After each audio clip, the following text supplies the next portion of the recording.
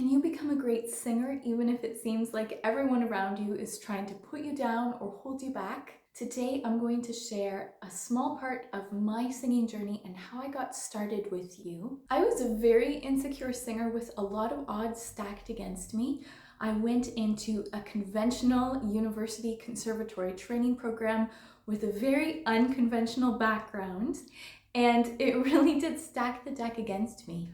I fought imposter syndrome hard, and I almost gave up a few times because I felt so defeated and discouraged and like I didn't belong in this world. But I knew in my heart that I did, and you do too. Today I'm going to share with you 5 essential things that helped me grow my confidence as a singer and reaffirm that I am a singer. I do belong no matter where I choose to sing. I hope that these steps will help you grow in confidence and give you that little boost of encouragement you might need if you're feeling discouraged too.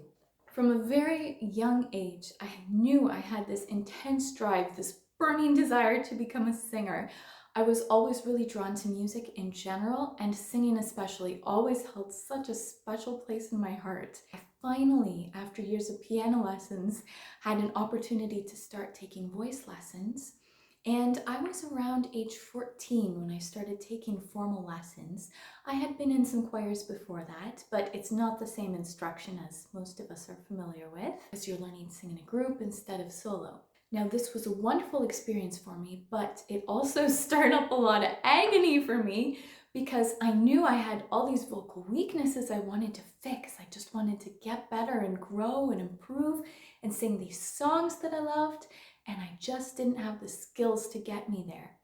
Taking voice lessons did help, but there were a lot of missing pieces of the puzzle, and I couldn't figure out what they were, and my instruction wasn't targeted enough to help me get to where I needed to go. Long story short, I performed in my first music festival the following year. I was a soprano with a very light head voice, underdeveloped chest voice, which I had no idea I had to be working on my chest voice too. After all, it wasn't my area of strength. So very breathy head voice, underdeveloped chest voice, no idea that mix even existed. I just knew I had this rigid break in the middle of my voice. So here I go, I perform Wade in the Water. I am pushing up, trying to get to the top, a D5, trying to get up there without flipping into head voice. Instead, I end up pushing this very strident sounding note up there. It did not sound great. I didn't have great breath support. It was a very disappointing experience for me. I still got a gold, but I was disappointed. My voice teacher told me I had to project more, even though I felt like I was singing as loud as I could. The adjudicator told me to lift my soft palate, and I was like, soft palate? What is a soft palate? What does that have to do with anything? It was very confusing. I was heartbroken because I felt like I was doing my best, but I was just so blind. There was so much I didn't know, and I thought maybe I just lacked talent. Like maybe this isn't meant for me, even though I felt this burning desire in my soul to sing. I thought maybe I just don't have what it takes. I just couldn't make the technique happen because I didn't know what I was missing. I didn't know what I needed. All I knew was what I wanted to sing and what I wanted to sound like, and that I couldn't get there. So I was very brokenhearted and discouraged. So how does this apply to you? As you are training your voice, whether it be by yourself, in a group setting, or one-on-one with a vocal instructor, you need to make sure that the exercises and the technique that you're training your voice in is appropriate to you, the level you're at, and you need to ensure you're not just practicing random warm-ups, random exercises, or only focusing on the strong area of your voice, or only focusing on the weak area of your voice.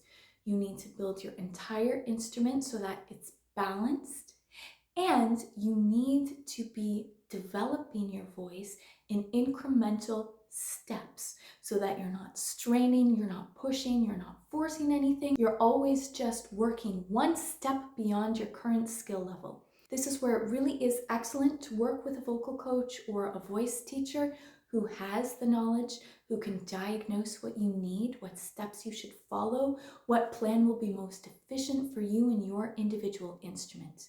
Now, this is not possible for everyone. but do the best that you can to make sure that you're following a clear plan that is targeted and suited to you, your voice types, your ambitions, your goals, and the style of song that you want to sing.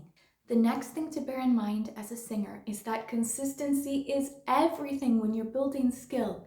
If I only practice 1 day a month, sure, I might make a little progress, but I'm going to lose it all very quickly. I can't continue building and improving my voice. I had many starts and stops along my journey. Once I completely dedicated myself to voice and decided this is the career path I'm going to pursue, this is what I'm so passionate about that nothing else is going to get in my way, and I started to give up those other competing interests, that's when I really started to see progress and where my development really started to blossom with my voice. And I felt like I could take ownership of my instrument and understand how it worked. This is rather extreme, but after trying health sciences and deciding I just could not give up my dream to sing, I decided the only way, living in the rural area that I was living in, the only way that I was going to be able to pursue voice at the level I wanted to was to do an undergraduate degree in vocal performance. And so I took a year off. I was working 2 jobs, started my own music studio that I was teaching in. I was taking voice lessons. I had to travel 2 hours one way to see a teacher that could help me prepare for the auditions. I was fully committed to this dream. Ultimately, this drive and this burning desire to sing and to learn more about the vocal instrument, my voice, other voices. I had found out at the time that I loved teaching also, so I had that in mind. I need to learn more so that I can teach my students to the best of my ability in the future. All of this made me just lay everything else aside, commit fully to my dream, and this is when progress really started to happen. This can happen for you too. You do not need to give up everything to go and study music at university. I'm not saying that at all. But if you commit to training your voice, to learning more about your instrument, to singing all the time and exploring and just soaking in as much information as you can, you will notice progress. You will start to improve.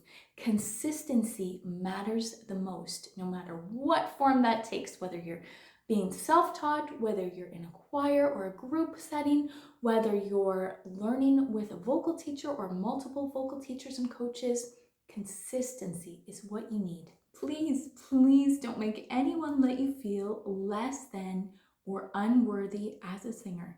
If you want to be a singer and this is a dream that you are pursuing because it's in your heart, go for it and don't let anyone hold you back. Thankfully, I did have enough natural talent combined with some hard work ethic to be able to get me into my university program, but that doesn't mean that I wasn't far behind with a lot of catching up to do.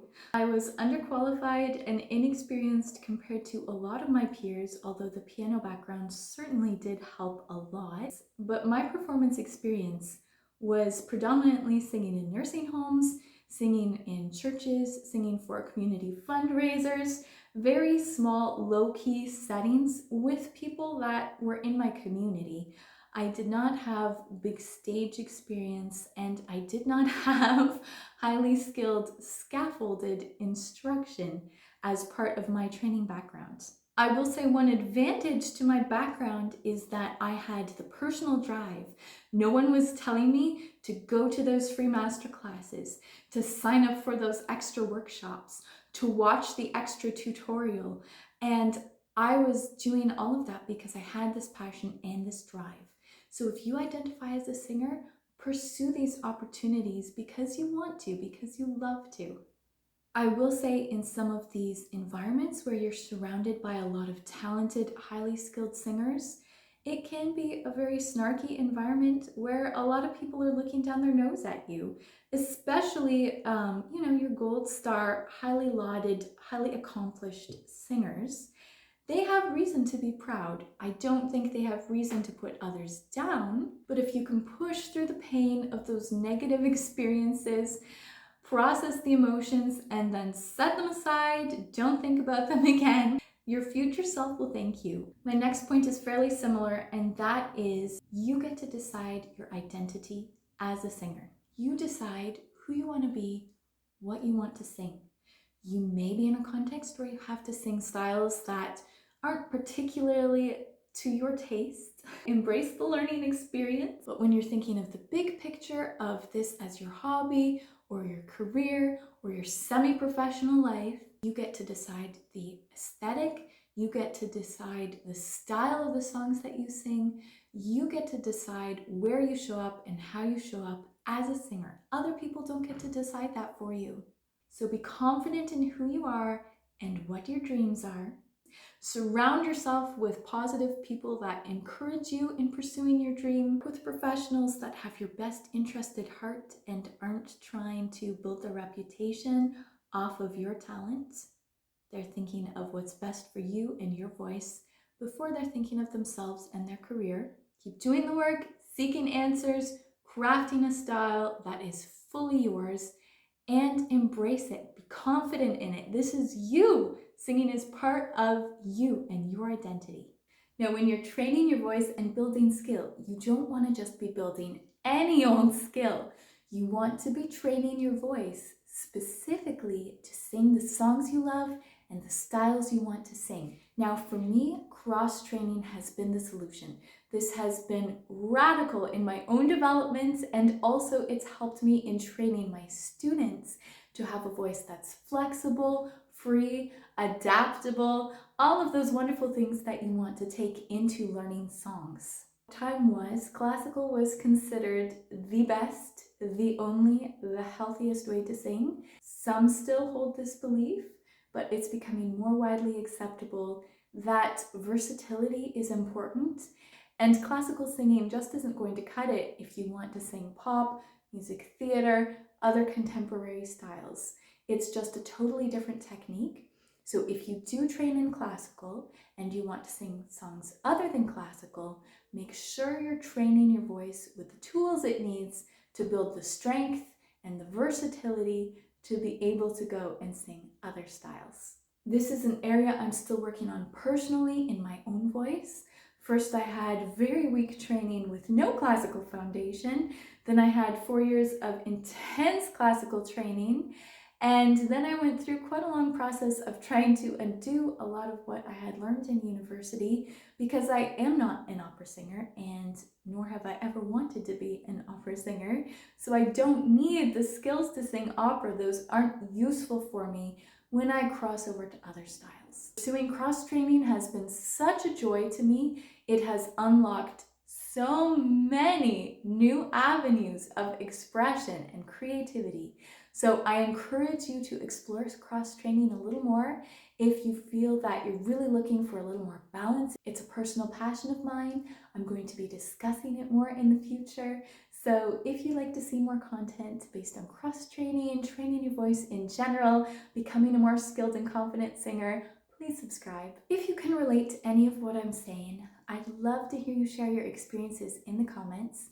I also would like to share something with you that I remind myself of often. You cannot regret what you cannot control. I have done everything in my power to become a better, more versatile, more dynamic, more expressive singer. I continue to learn every day. This is still a deep passion of mine. If you're watching this video, I'm sure it's a deep passion of yours too, or you wouldn't be here. Just remember, the important thing is to look forward, keep growing, keep building on your skills. Don't regret what you can't control in the past. Use it to help you move forward. One other little bonus tip I'd like to add is that none of the hardship, none of the endurance, none of the effort and the struggle will be worth it if you lose your love for music along the way. So make sure you keep that spark alive. Do whatever it takes to keep that spark alive, because without it, what is the point of music, right? It's not meant to be hollow and empty. You're meant to pour your soul into it, to share your emotions, to tell stories. And so keep that alive, hang on to it. If you need to take a vocal rest, if you need to put yourself in a new music environment, if you need to change teachers, if you need to move to a different choir, whatever it takes, you have to keep that spark alive. Continue to find joy in singing every day. If you're feeling like you need more one-on-one support, you want some feedback, you want to get started on your personal training journey with exercises and vocal training tips that are tailored specifically to you, your voice, and your areas of strength and weakness that you want to work on, please feel free to book a coaching session with me in the link below. It is my joy and privilege to connect with singers in this way, and I would love to give you a hand. Thanks for watching. My name is Janelle. I'm here to help you build skills and the positive mindset you need to help your voice flourish so that you can enjoy your very best singing for a very long time. Please subscribe, and I hope to see you next time. Thanks for being here.